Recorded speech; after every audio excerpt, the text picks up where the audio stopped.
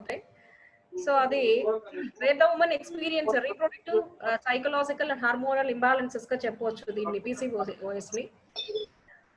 Hormone production చేయడంలో disturbances అంటే imbalances ఎప్పుడైతే వస్తాయో, imbalances in hormonal production leads to increase the level of male hormone and insulin resistance.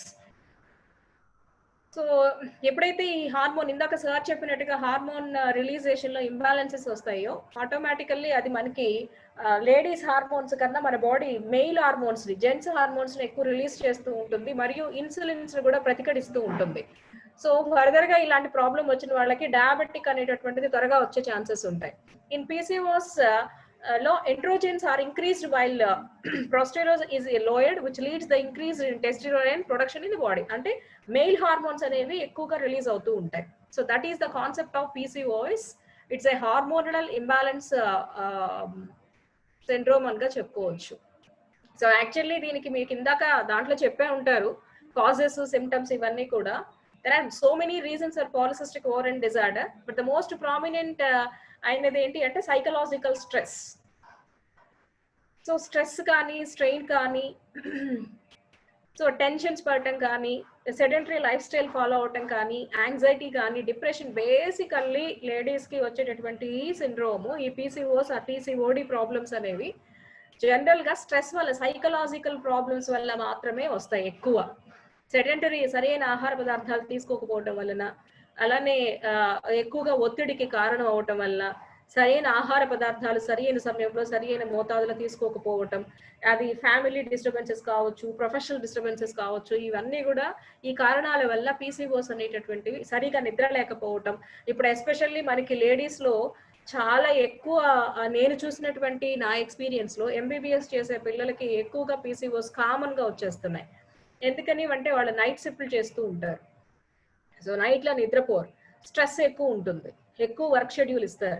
దానివల్ల అట్లా ఈ పీసీఓఎస్ అనేటటువంటివి ప్రెసెంట్లీ చాలా రెస్ట్లెస్ వాళ్ళకి, స్ట్రెస్ ఎక్కువగా ఉన్న వాళ్ళకి రావడానికి ఛాన్సెస్ ఉంటాయి.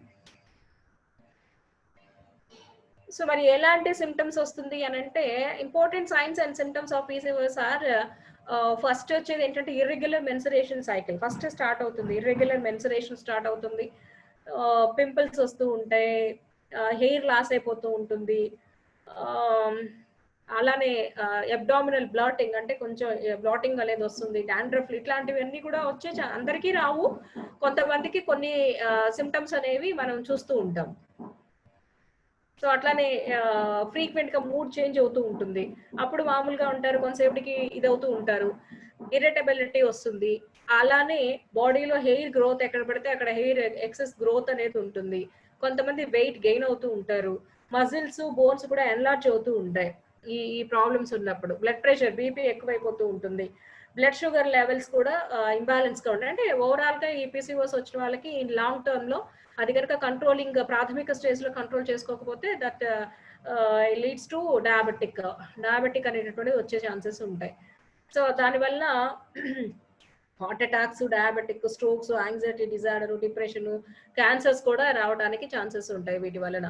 So reproductive cancers, uterus cancers అని, ఓవరీ క్యాన్సర్స్ అని, ఇలాంటివన్నీ కూడా ట్యూమర్స్ వచ్చేసేసి దాంట్లో క్యాన్సర్స్ వచ్చేటటువంటి ఛాన్సెస్ కూడా ఉంటాయి. సో మనం ఇప్పుడు యోగా ద్వారా ఈ పీసీఓఎస్ ని ఎలా మనం తొలగించుకోగలం, ఎలా మనం వాటిని న్యాచురల్ గా క్లీనింగ్ చేసుకోగలం, తీసివేయగలం అని తెలుసుకోవాలి. So yoga is one of the important refreshing and rejuvenating modalities which can contain and even root out stress completely. ఇందాక మనం చెప్పుకున్నట్లుగా పీసీఓఎస్ రావడానికి ప్రధానమైన కారణం ఏంటంటే ఒత్తిడి అని మనం చెప్పుకున్నాం. సో కాబట్టి యోగా అనేటటువంటిది కూడా దేనిని బ్యాలెన్స్ చేస్తుంది అంటే ఒత్తిడిని బ్యాలెన్స్ చేస్తుంది. అంటే మన శరీరంలో, యోగా మీన్స్ ప్రెషర్ అండి, అంటే ఒత్తిడి ఉండాలి, కానీ అది ఎంత ఒత్తిడి ఉండాలి, ఎంత ఒత్తిడి ఉండకూడదు అనేది బ్యాలెన్స్ గా ఉన్నప్పుడు మాత్రమే మన శరీరము ఫిజికల్లీ, మెంటల్లీ కరెక్ట్ గా వర్క్ అవుతూ ఉంటుంది, పనిచేస్తూ ఉంటుంది. సో కాబట్టి ఆ బ్యాలెన్స్ మెయింటైన్ చేసేది యోగా ద్వారా బాగా వస్తుందని మనకి తెలుసు. కాబట్టి ఈ స్ట్రెస్ ని తగ్గించేటటువంటి ప్రాక్టీసెస్ అనేటటువంటివి మనం యోగా థెరపీలో కానీ, యోగా ఫిలాసఫీలో కానీ చాలా ఉన్నాయి. థెరపీ అని ఎందుకన్నానంటే పర్టికులర్ కండిషన్ బట్టి ఆ స్ట్రెస్ ఏ వైపు నుంచి వస్తుందో, వాళ్ళ కండిషన్స్ ఏంటో చూసుకొని మనం వాళ్ళకి యోగిక్ ప్రాక్టీసెస్ అనేవి ప్రిఫర్ చేయాల్సిన అవసరం ఉంటుంది. దాంట్లో మనకి ఆసనాలు కావచ్చు, రిలాక్సేషన్ కావచ్చు, ఎక్సర్సైజెస్ కావచ్చు, ప్రాణాయామ కావచ్చు, మెడిటేషన్ కావచ్చు, ఇవన్నీ కూడా స్ట్రెస్ని తొలగించేటటువంటి ప్రాక్టీసెస్ గానే మనం చెప్పుకోవచ్చు. సో దీంట్లో కూడా ఈ పీసీఓస్ సంబంధించినటువంటి చాలా చాలా రీసెర్చ్లు కూడా జరిగినాయి. చాలా రెడ్యూస్ అయినటువంటి మెన్సురల్ ఫ్రీక్వెన్సీ లెవెల్ని కూడా మనం ఇంప్రూవ్ చేసుకునేటటువంటి గ్లూకోజ్ లెవెల్స్ని కూడా ఇంప్రూవ్ చేసుకొని ఇన్సులిన్ వాల్యూస్ని కూడా రెసిస్టెన్స్ని కూడా సెట్ చేసుకునేటటువంటి రీసెర్చెస్ కూడా మనకి 2012 దగ్గర నుంచి చాలా స్టడీస్ మనకి చేయటం జరిగింది. సో కాబట్టి బెనిఫిట్స్ ఏంటి అంటే ఓవరాల్గా మనకి స్ట్రెస్ని రిలీజ్ చేస్తుంది. First of all yoga practices ద్వారా వెయిట్ లాస్ తగ్గిస్తుంది యోగా. అలానే ఇన్ఫెర్టిలిటీ కాకుండా ఫెర్టిలిటీని ఇంక్రీజ్ చేస్తుంది. అలానే ఇది one of the gastro intestinal balance చేస్తుందండి. First of all yoga practices అనేటటువంటివి మనకి మణిపూరక చక్రం దగ్గర నుంచి కింద మూలాధారం దాకా కూడా యాక్టివేట్ చేయడం అనేది జరుగుతుంది. కాబట్టి మనకి రీప్రొడక్టివ్ సిస్టమ్ యాక్టివేట్ అవ్వాలి అంటే మణిపూరకం దగ్గర నుంచి స్వాధిష్టానము, మూలాధారము మొత్తం కూడా యాక్టివేట్ అయితేనే ఈ మూడు కాంబినేషన్ తోటే మనకి ప్రాబ్లమ్స్ రాకుండా ఉంటాయి. సో బేసికల్లీ యోగిక్ పోచర్స్ అన్నీ కూడా పై పార్ట్ ఒక రకంగా అంటే మణిపూరకం దగ్గర నుంచి అప్పర్ పార్ట్, మణిపూరకం దగ్గర నుంచి కింద పార్ట్, ఈ పార్ట్ తోటి చేసేవే బ్యాక్ అండ్ ఫార్వర్డ్ బెండింగ్స్. కాబట్టి మనకి ఏదైతే ప్రాబ్లం ఉంటుందో ఆ బెండింగ్స్, ఆ బ్యాక్వర్డ్ ఫార్వర్డ్ బెండింగ్స్ అనేది చేసుకోవడం వలన సో అవి అన్ని కూడా యాక్టివేట్ అవ్వటం జరుగుతుంది. సో దాంట్లో మనకి వచ్చేటటువంటిది ఫస్ట్ ఆఫ్ ఆల్ బేసికల్లీ చాలా ఎక్కువగా రీప్రొడక్టివ్ ఆర్గాన్స్ మీద యాక్టివేట్ చేసేటటువంటి ఆసనాసు ఏంటన్నారు అంటే బటర్ఫ్లై చేసుకోవాలి. పీసీఓస్ ప్రాబ్లమ్స్ ఉన్న వాళ్ళు రెగ్యులర్ గా రోజు బటర్ఫ్లై ఎక్సర్సైజ్ అనేది మీకు తెలుసు, నేను తర్వాత ఒకసారి చెప్పిన తర్వాత కంటిన్యూ చేద్దాం. బటర్ఫ్లై ఎక్సర్సైజ్ అనేది చేసుకోవటం వలన సో అది automatically it helps open the pelvic region and promote relaxation which is in turn helps to reduce the stress to relieve discomfort related to mensuration.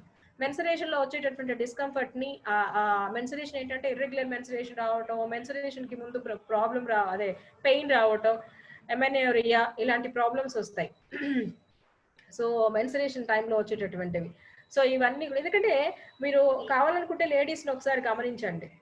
Yogic practice start చేసిన తర్వాత start చేయక ముందు వాళ్ళు సూర్య నమస్కారాలు కానీ ఇలాంటి బటర్ఫ్లై కానీ రీప్రొడక్టివ్ సంబంధించిన ఆర్గాన్స్ మీద ప్రెషర్ ఇచ్చేటటువంటి వ్యాయామాలు కానీ ఆసనాలు కానీ చేసిన తర్వాత పెయిన్ తగ్గుతుంది. 2 months కి మెన్సురేషన్ ముందు వచ్చేటటువంటి పెయిన్ కంట్రోల్ అయిపోతుంది. అంటే టోటల్లీ మనం చేసేటటువంటి మొత్తం కూడా పిట్యూటరీని యాక్టివేట్ చేస్తాయి. సో నిన్న చెప్పినట్టుగా డయాబెటిక్ యాక్టివేట్ అవ్వాలి, ప్యాంక్రియాస్ యాక్టివేట్ అయ్యి ప్యాంక్రియాస్ సమంగా పనిచేయాలి అంటే ఏది పిట్యూటరీ ఆధారమో ఇక్కడ టోటల్ గ్లాండ్ సిస్టమ్ మొత్తాన్ని కూడా పిట్యూటరీ ఆధారం. సో కాబట్టి సైకలాజికల్ ప్రాబ్లం కాబట్టి మనం చేసే టోటల్ ప్రాక్టీసెస్ అన్నీ కూడా ఈ పీసీఓస్ ప్రాబ్లమ్ ని క్యూర్ చేయడానికి అవసరపడుతూ ఉంటాయి. అందుకని రెగ్యులర్ గా ఏ వ్యక్తి అయితే టాప్ టు బాటానికి సంబంధించినటువంటి ప్రాక్టీసెస్ వాళ్ళ యొక్క కండిషన్ బట్టి చేసుకుంటున్నారో ఆ వ్యక్తికి 2nd month or 3rd month వచ్చేసరికి మెన్సురేషన్ పెయిన్ తగ్గిపోతుంది. ఎమెనోరియాలు, డిస్మెనోరియాలు ఇలాంటివన్నీ కూడా నిదానంగా క్యూర్ అవుతాయి.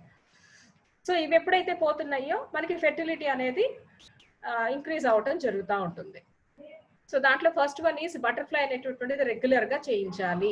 ఆ తర్వాత ట్విస్టింగ్ పోచర్స్ అంటే కూర్చొని మీ భూ నమస్కారాలు అనేటట్లయితే కూర్చొని కానీ లేకపోతే పడుకొని కానీ లెఫ్ట్ ట్విస్ట్ రైట్ ట్విస్ట్ అనేటటువంటివి చేస్తూ ఉండాలి. So this is the one first rejuvenating the spine and muscles and soothing nervous system ని కూడా సూట్ చేస్తూ ఉంటుంది అండ్ రెజ్యునేట్ చేస్తుంది స్పైన్ ని. సో ఇలాంటి ట్విస్టులు చేయటం వలన. And then next one is Bhujangasan and Naukasan. అంటే యాక్చువల్లీ ఇందాక మీరు కాజెస్ లో ఒబెసిటీ అనేది వన్ ఆఫ్ ద కాజ్ గా తెలుసుకున్నారు. సో ఒబెసిటీ ఎప్పుడైతే వస్తుందో, ఎప్పుడైతే అవుతారో సో ఆటోమేటిక్ గా హార్మోన్స్ లో తేడాలు వచ్చేస్తాయి. సో హార్మోన్స్ ఎప్పుడైతే తేడాలు వస్తాయో రీప్రొడక్టివ్ ఫస్ట్ ఎఫెక్ట్ అయ్యేది రీప్రొడక్టివ్. సో కాబట్టి ముందు మనం చేయాల్సింది ఏంటి అంటే పీసీఓస్ తగ్గాలి అంటే first of all weight loss అవ్వాలి. వెయిట్ లాస్ అవ్వటానికి ఉపయోగపడే ఆసనాలు ఏంటి? నౌకాసనం ఉపయోగపడుతుంది. సో ఇలాంటివన్నీ కూడా ఫస్ట్ నౌకాసన్, అబ్డామిన్ మీద ఎక్కువగా ప్రెషర్ ఉంటుంది కాబట్టి అబ్డామిన్ రీజన్ లో ఉన్నటువంటి అన్ని కూడా ఒత్తిడి పడి అక్కడ అన్ని కూడా తగ్గడం అనేది స్టార్ట్ అవుతుంది. ఎక్సెస్ గా ఉన్న ఫ్యాట్ అనేటటువంటిది కరగడం స్టార్ట్ అయ్యి బ్లడ్ ఫ్లో అనేది కరెక్ట్ గా ఉంటుంది. దానివల్ల reproductive organs enhances the functions of the ovaries functions అనేవి ఆటోమేటికల్లీ బాగుపడతాయి. Next one is Dhanurasan. So this also stimulate the functioning of the reproductive organs. General గా మనం చేసుకునేటటువంటి ప్రాక్టీసెస్ ఏనండి. మనం చేసుకునే నాకు తెలిసి 18 ఆసనాస్ రెగ్యులర్ గా రోజు చేసుకుంటే ఎటువంటి ప్రాబ్లమ్స్ రావు. So prevention better than cure. So ఇలా రాకుండా ఉండాలంటే ఇవన్నీ చేయాలి. వచ్చినా సరే వీటిని మాత్రం తప్పకుండా చేయటం వలన 2 or 3 months అయిపోయేసరికి ఆ రీప్రొడక్టివ్ సిస్టమ్ అంతా కూడా సెట్ అవ్వడం స్టార్ట్ అవుతుంది. తర్వాత శలభాసన్ అండ్ దెన్ శశాంకాసన్ ఒకటి.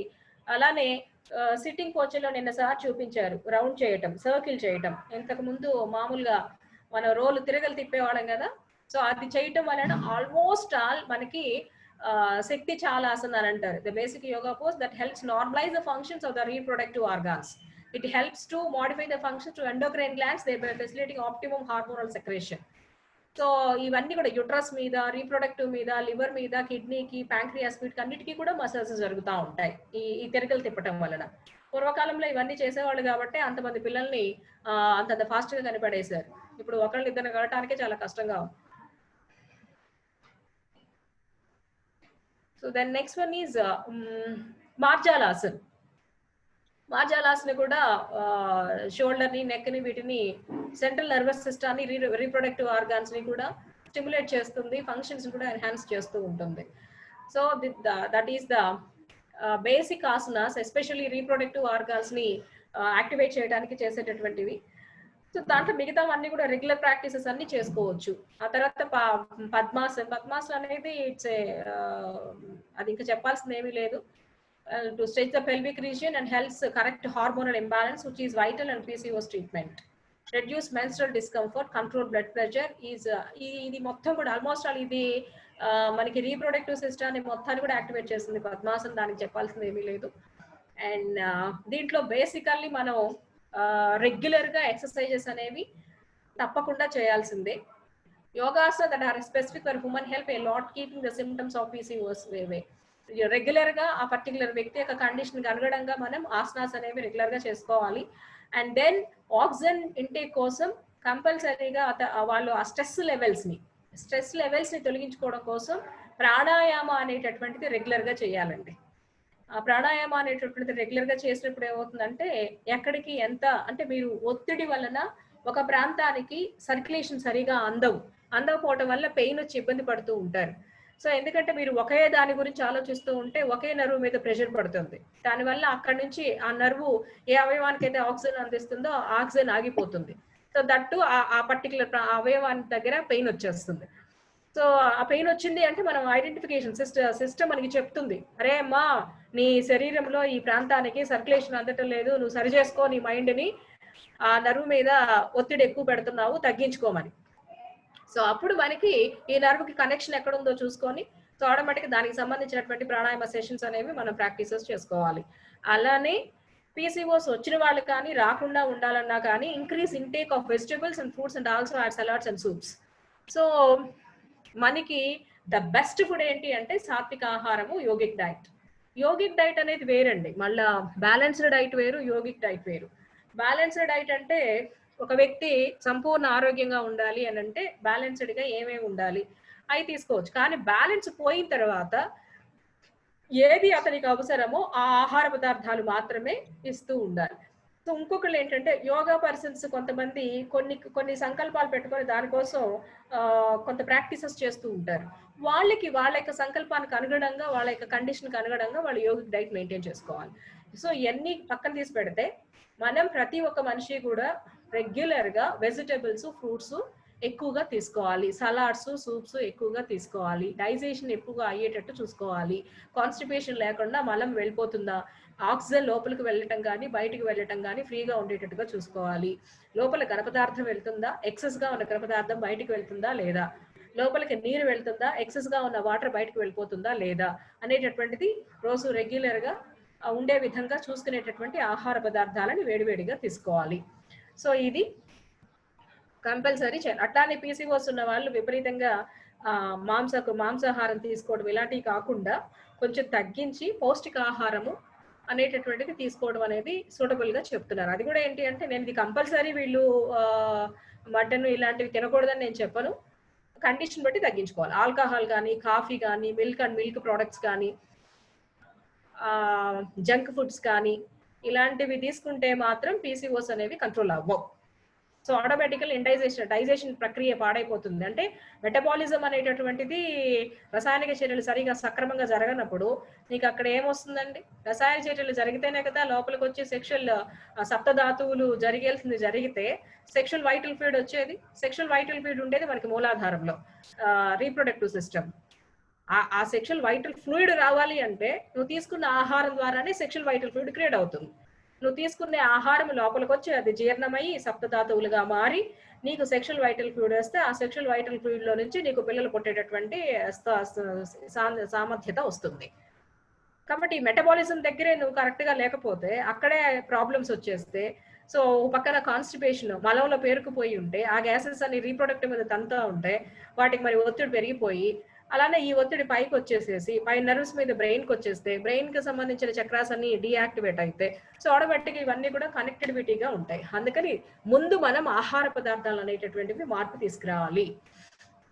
ఎటువంటి పరిస్థితులు, ఇప్పటి పరిస్థితుల్లో అయినా సరే, కరోనా సిచ్యువేషన్స్ లో అయినా సరే మీరు మిగిలిన ఫ్రూట్స్ కానీ, జంక్ ఫుడ్స్ కానీ, ఫాస్ట్ కానీ ఇలాంటివి ఏమీ కాకుండా 2-3 రోజులు ఫాస్టింగ్ లో ఓన్లీ ఫ్రూట్స్ తోటి వెజిటబుల్స్ తోటి ఉంటే ఆల్మోస్ట్ ఎనీ డిసీజ్ అయినా క్యూర్ అవుతుంది. నాకు తెలిసి మిగిలిన కంట్రీస్ లో లేకుండా భారతదేశంలో ఇంత త్వరగా కరోనా వచ్చినా క్లెన్సింగ్ చేసుకోగలుగుతున్నారు అంటే because of the Indian culture, ఆ Indian food style. So avoid coffee and alcohol. One should be regular use, exercises చేసుకుంటూ ఉండాలి, బ్రిస్క్ వాక్ చేసుకుంటూ ఉండాలి, వెయిట్ తగ్గడానికి ఫ్రెష్ ఫ్రూట్స్ అండ్ సలాడ్స్ అనేవి తీసుకుంటూ ఉండాలి. సో ఇలాంటివి ఎప్పుడైతే మనం మెయింటైన్ చేస్తామో సో దట్ అప్పుడు మనకి ఈ ప్రాబ్లమ్స్ అనేవి రాకుండా ఉండే ఛాన్సెస్ ఉంటాయి.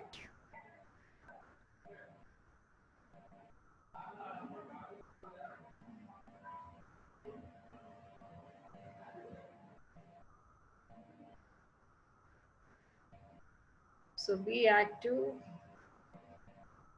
సో ఇక్కడ చైతన్య ఏదో స్క్రీన్ పెట్టారు, ఇది చాలా ఉంటుంది కదా చైతన్య, చెప్పడమే సరిపోతుందేమో నాకు. పీసీఓడి వచ్చిన వాళ్ళకి clean eating, micro nutritions check చేసుకోవడం, blood sugar, anti inflammatory treatment, eliminating toxins, be active and exercise, lower stress. Next second slide. ఇదొక్కటేనా స్లైడ్?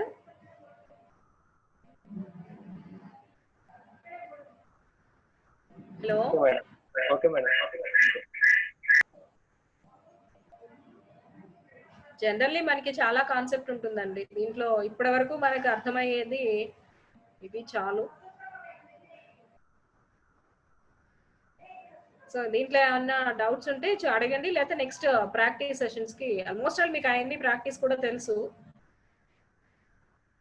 అబ్డామిన్ నుంచి కిందకి ప్రెషర్ పడేటటువంటి ప్రాక్టీసెస్ అన్ని చేసుకోవచ్చు. So it's actually metabolical syndrome అని కూడా చెప్పొచ్చు. ఇన్సులిన్ రెసిస్టెన్స్ ఉంటుంది, డయాబెటిక్ మెల్లటస్, కార్డియోవెస్కలీ ఫ్యాక్టర్స్ కూడా దీంట్లో అసోసియేట్ అయి ఉంటాయి పీసీఓఎస్ లో. కాబట్టి మణిపూరకం దగ్గర నుంచి కింద మొత్తం కూడా మనం ఆ ప్రెషర్ అయ్యేటటువంటి ఆసనాలు కానీ, ఎక్సర్సైజెస్ కానీ, ప్రాణాయామాస్ కానీ ఇవన్నీ చేసుకోవాల్సిందే.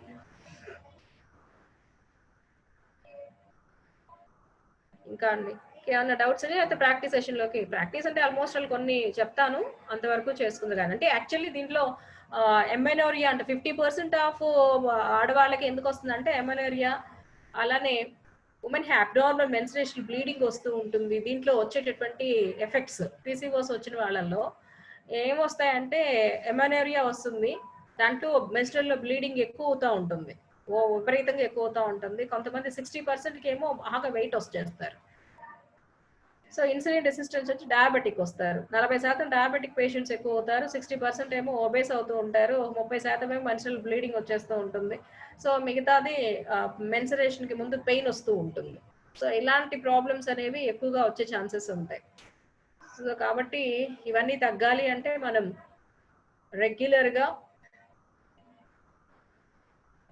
ఏం చేసుకోవాలి? దీని వల్లనే కూడా మనకి చాలా మందికి లేడీస్ కి బ్రెస్ట్ క్యాన్సర్ కూడా వస్తున్నాయండి. పీసీఓఎస్ వల్లనే ఇంక్లూడ్ బ్రెస్ట్ క్యాన్సర్స్ కూడా క్రానికల్ గా బ్రెస్ట్ క్యాన్సర్స్ కూడా వచ్చేటటువంటి ఛాన్సెస్ ఉంటాయి. సో కాబట్టి వీటిని తగ్గించుకోవడానికి మనం చేసేటటువంటి ప్రాక్టీసెస్ ఏంటో చూద్దాం.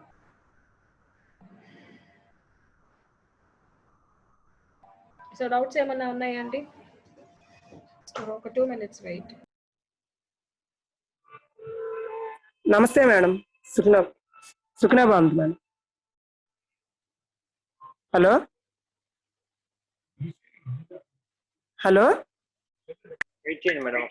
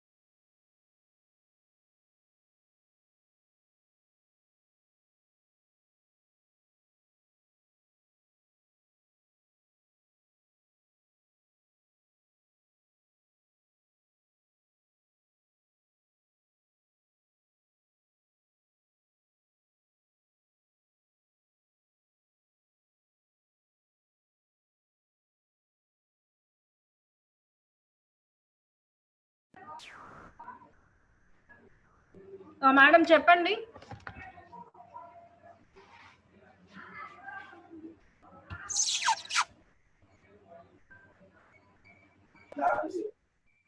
మేడం ఒక్క నిమిషం మేడం, ఒక డౌట్.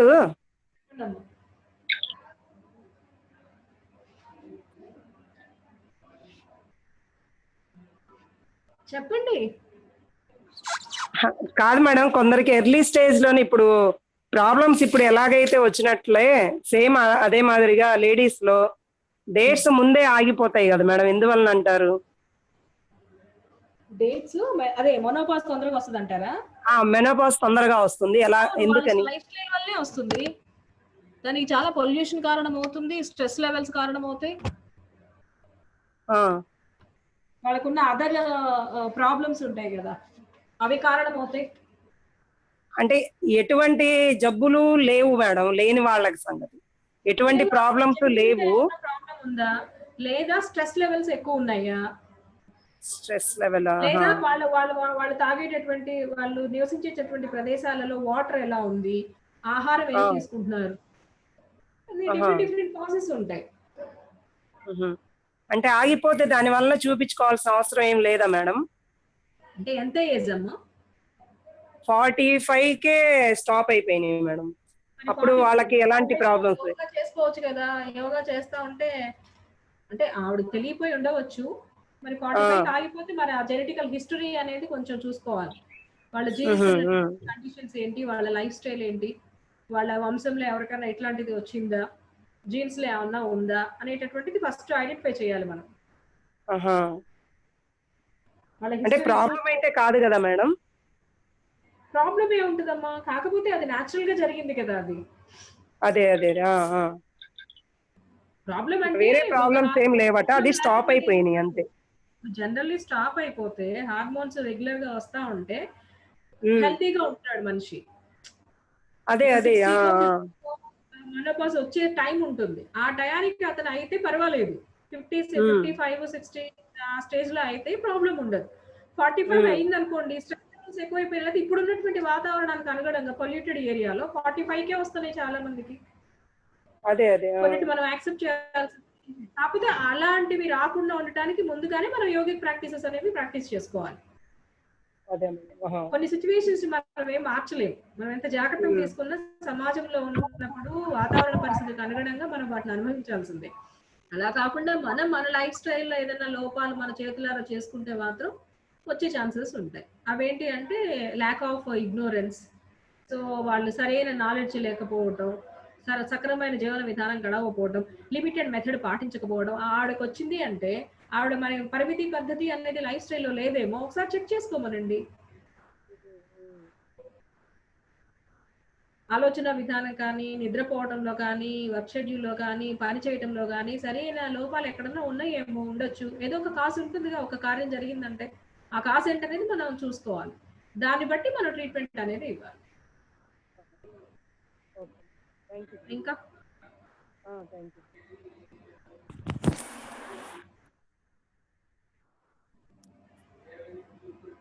అంటే యోగా చేయడం వల్ల రెగ్యులర్ గా వచ్చే అవకాశం ఉందంటారా మేడం? వస్తుంది భలే వాళ్ళే. దాంట్లో నో డౌట్ ఎట్ ఆల్. మళ్ళీ యథాస్థితికి మళ్ళీ వస్తాయి అన్నమాట. వస్తాయి. కాకపోతే మీరు ఒక 2 నెలలు ఇప్పుడు ఫర్ ఎగ్జాంపుల్ మీకు 3 మంత్స్ మినిమమ్ ప్రాక్టీస్ అండి. 3 నెలలు కంపల్సరీగా రెగ్యులర్ గా ఒక్క రోజు కూడా మానకుండా మీరు ప్రాక్టీసెస్ అన్ని చేయాలి. అన్ని కంప్లీటెడ్ గా చేయాలి. కంప్లీట్ గా. కంప్లీటెడ్ గా చేయాలి. నేను చెప్పాను కదా 18 ఆసనాలు ఉంటాయి. 18 ఆసనాలు 10 ఆసనాలు రెగ్యులర్ గా చేసుకోవాలి. సూర్య నమస్కారాలు చేసుకోవాలి. ప్రాణాయామ ఏదో ఒకటి చేయాలి. సో ఇవి రెగ్యులర్ గా మీరు ఆ వ్యక్తి యొక్క పరిస్థితిని బట్టి ఏ ఆసనాలు చేయాలి, ఏ ప్రాణాయామ చేయాలి, ఎంతసేపు చేయాలనేది డిసైడ్ చేసుకోవాలి. ఆవిడ యొక్క స్టేజ్ ని బట్టి ఆవిడ రెగ్యులర్ గా 3 మంత్స్ 1 అవర్ కనుక రెగ్యులర్ గా చేసుకుంటే ఆటోమేటికల్లీ సిస్టమ్ దారిలోకి వస్తుంది.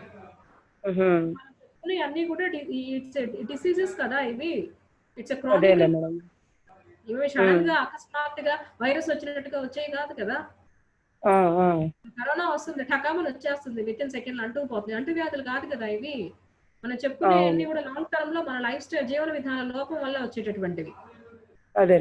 కాబట్టి ఇవి మళ్ళీ మనం సెట్ చేసుకోవాలి అంటే నిదానంగా సెట్ చేసుకోవాలి. సెల్ అంతా కూడా మార్చుకుంటూ రావాలి మనం. దానికోసం ఒక 3 మంత్స్ రెగ్యులర్ ప్రాక్టీస్ ఉండాలి. ఉంటే అప్పుడు స్టార్ట్ అవుతుంది. అంటే 2 టైమ్స్ మార్నింగ్ అండ్ ఈవినింగ్ చేయాల్సిందా మేడం? రెగ్యులర్ గా అంటే వీక్లీ డేలో 2 టైమ్స్ మార్నింగ్ ఈవినింగ్ రెగ్యులర్ గా అంటే అలా చేస్తేనే ఎఫెక్ట్. 1 అవర్ చాలు. 1 అవర్ చేయండి ముందు. Okay. Thank you madam. Regular గా చేయండి. చేసి 3 మంత్స్ చేయండి. చాలా కేసెస్ చాలా మందిని చూసాను నేను అట్లాగా. చాలా మంది మెన్సురేషన్ ప్రాబ్లం అయ్యి, చాలా మంది ఇన్ఫెర్టిలిటీ ప్రాబ్లం ఉండి నా దగ్గరికి అంటే మా ఇన్స్టిట్యూట్ కి వచ్చి ఎక్కడెక్కడ 10 సంవత్సరాల నుంచి అన్ని హాస్పిటల్ తిరిగి పిల్లలు పుట్టగా అల్లాడిపోతున్న వాళ్ళు అంటే ఫీమేల్ ఇద్దరు రావాలి. సో ఆ కౌన్సిలింగ్ తీసుకుంటూ యోగిక్ ప్రాక్టీసెస్ చేస్తే సో వాళ్ళ పిల్లలకి అన్నటువంటి సిచ్యువేషన్స్ చాలా కేసెస్ ఉన్నాయి. అలానే పీసీఓస్ ఉండి బ్లడ్ సిస్ట్లు ఉండి ఓవరీస్ లో బ్లడ్ సిస్ట్ నుండి కూడా తగ్గిపోయినటువంటి ఛాన్సెస్ ఉన్నాయి. దానికి ది బెస్ట్ మన కాయకల్పనే. కాయకల్ప రెగ్యులర్ గా చేయాలి. పీసీఓస్ తగ్గాలి అంటే కాయకల్ప ప్రాక్టీస్ రెగ్యులర్ గా చేయించాలి వాళ్ళ చేత. బ్లడ్ సిస్ట్లు కూడా తగ్గిపోతాయి. సూర్య నమస్కారాలు బ్లడ్ సిస్ట్లు ఇవన్నీ కూడా తగ్గిపోతాయి. అవి చేయించండి. First of all mind calm గా ఉండేటట్టుగా చూసుకోవాలి. స్ట్రెస్ లెవెల్స్ తగ్గించుకోవాలి. స్ట్రెస్ లేకుండా ఉండాలి ఫస్ట్. అందుకనే వాళ్ళు కౌన్సిలింగ్ కి వెళ్ళాలి. సో ఇప్పుడు ఫస్ట్ మనం చేసేది థ్యాంక్ యూ. ఫస్ట్ చేసేది ఏంటమ్మో బటర్ఫ్లై తెలుసు కదా అందరికి. అన్మ్యూట్ చేయి చైతన్య అందరినీ.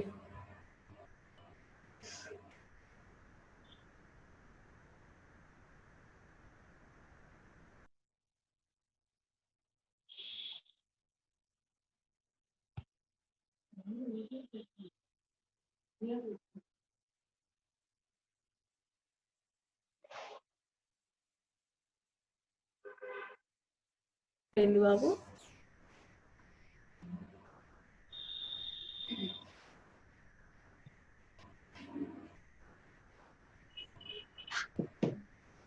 సో ఇక్కడ చేసేటప్పుడు మీకు అంటే మీరు ఏ ఆసనం చేసినా first of all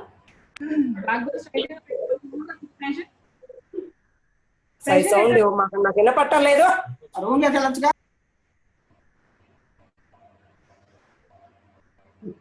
hello. So ఇలా చేసుకోవడం వలన మనం ఆసనం వేసినప్పుడు కాన్సన్ట్రేషన్ ఎక్కడ పెయిన్ వచ్చేదాకా చేయాలండి. పెయిన్ కి ముందు ఇప్పుడు ఏదో 10 టైమ్స్ చేయమన్నారు 10 టైమ్స్ అయిపోయిందని కాదు. ఎవరి కండిషన్ వాళ్ళు బాగా పెయిన్ వచ్చేంత వరకు ఎక్సర్సైజెస్ చేస్తూ ఉండాలి. ఇక్కడ మీకు మొత్తం ఇదంతా ఈ పార్ట్ అంతా కూడా యాక్టివేట్ అవుతుంది. సో రీప్రొడక్టివ్ యాక్టివేట్ అవ్వడానికి, పీసీఓస్ తగ్గడానికి రెగ్యులర్ గా చేయాల్సినటువంటిది బటర్ఫ్లై పోస్చర్ లో ఉండాలి. ఇలా చేసి చేసి ఏం చేయాలంటే కొంతసేపు ఇట్లానే బ్యాక్ బోన్ స్ట్రైట్ గా పెట్టుకొని అలానే కూర్చోవాలి. కూర్చొని కింద మూలాధారం దగ్గర నుంచి వెన్నుపూసని గమనిస్తూ పై దాకా సహస్రారం దాకా కాన్సన్ట్రేట్ చేయాలి. మీరు ఇంకా మీకు అశ్విని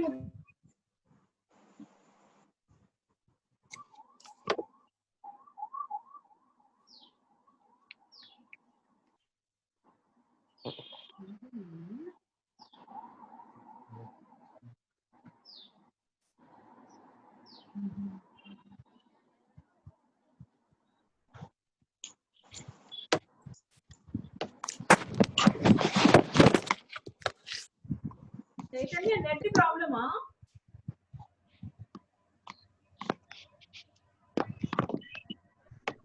చైతన్య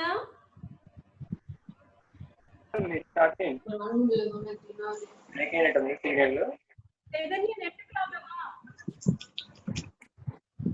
బ్రేక్ అవుతుంది జరుగుతుంది.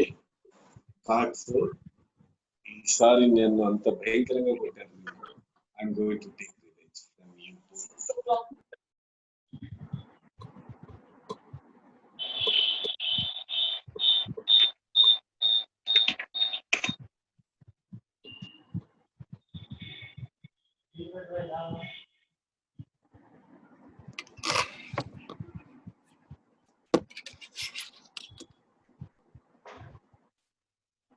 చైతన్య ప్రాబ్లం ఏంటి?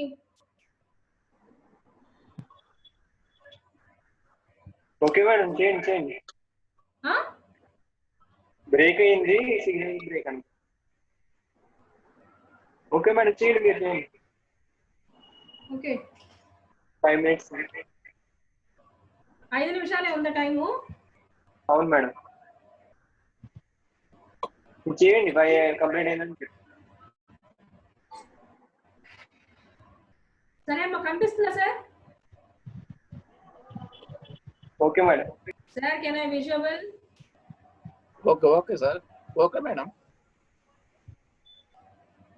సరే సార్, బటర్ఫ్లై చేసిన తర్వాత అది నేను ఎలాగనేది రేపు ప్రాక్టీస్ సెషన్ లో చెప్తాను. ఆ తర్వాత ఇలా ఒక 5 minutes అలా మీరు ఎంతసేపు కూర్చోగలుగుతారో అంతసేపు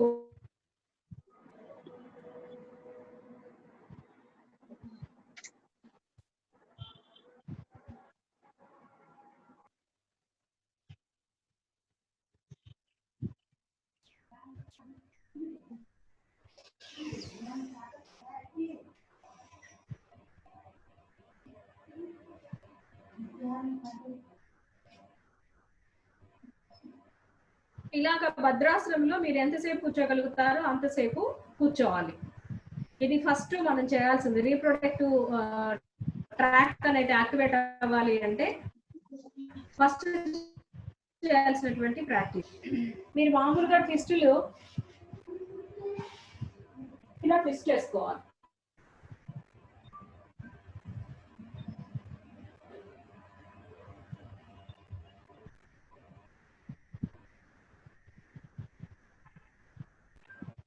ఇది మీరు మామూలుగా ఇలాగైనా చేసుకోవచ్చు. లెగ్ స్ట్రైట్ పెట్టుకొని ఎన్నిసార్లు చూపించినట్టుగా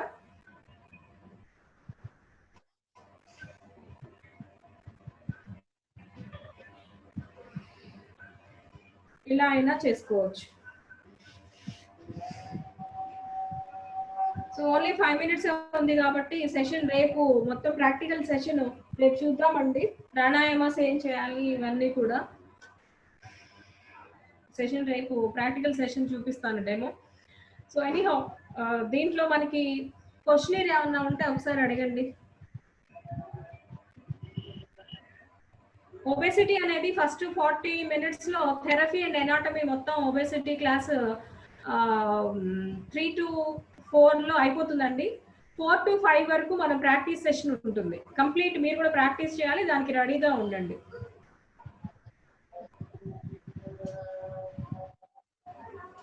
so any clarifications?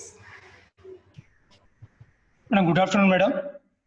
Good afternoon, చెప్పండి మేడం స్మాల్ డౌట్ మేడం. చెప్పండి. మేడం మా ఇన్స్టిట్యూషన్లో మా కొలీగ్ మేడం ఒక ఆమె ఉంది కొలీగ్. ఆమెకు మ్యారేజ్ అయ్యి 10 years మేడం. 10 years అయిపోయింది మేడం. ఆమె ఎంతో మంది డాక్టర్ చూపించుకుంది మేడం. బట్ మా రీసెంట్ గా బెంగళూరు పోయింది మేడం. బెంగళూరు పోయి చూపించుకుంది. డాక్టర్స్ ఏం చెప్పారంటే మేడం, డాక్టర్స్ ఏం చెప్పారంటే 5 lakhs ఖర్చు అవుతుంది, మేము ట్రీట్మెంట్ చేస్తాం, ట్రీట్మెంట్ జస్ట్ ఓన్లీ 15% మాత్రమే సక్సెస్ అవుతుంది చెప్పారు మేడం. వాళ్ళు 15% ఓన్లీ 5 lakhs ఖర్చు అవుతుంది, 15% మాత్రమే ఖర్చు అవుతుందంటే వాళ్ళు ఎన్నికచ్చారు మేడం. తర్వాత నేను అడ్వైజ్ చేశాను, ఇట్లా మేడం ఇట్లా చేయండి, మేడం ఇట్లా చేయండి అని చెప్పాను. వాళ్ళు బాగా సఫర్ అవుతున్నారు. బట్ ఏమన్నా ఇవి చేస్తే సక్సెస్ అవుతారా అంటే చిల్డ్రన్స్ పడడానికి ఏమన్నా అవకాశం ఉంటుందా అనేది నా సలహా మేడం.